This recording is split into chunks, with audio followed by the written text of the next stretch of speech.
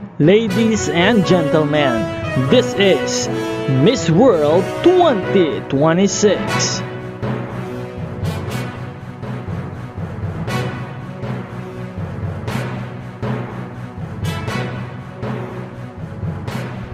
Magandang araw Pilipinas and good day pageant lovers. Good news, ladies and gentlemen, dahil congratulations, pasok agad ang ating pambato na si Asia Rose Simpson ng Pilipinas sa round 1 ng People's Choice Award for Asia and Oceania ng Miss World 2026 competition.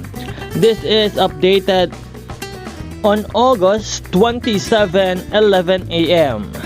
Congratulations once again to our very own Asia Rose Simpson for placing the top 5 highest ranking in People's Choice Award round 1 sa Asia and Oceania.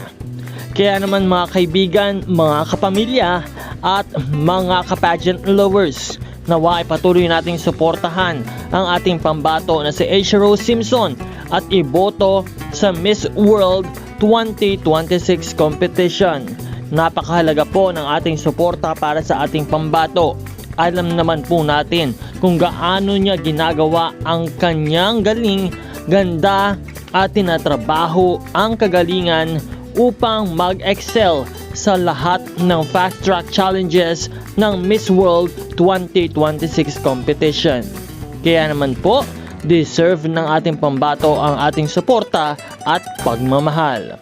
Marami pa po tayong update at mga bagong balita ang ibibigay sa inyo, kaya't huwag kalimutan na mag-subscribe. Marami pong salamat sa panonood. Magkita po tayong muli sa susunod na video. This is Now 2204.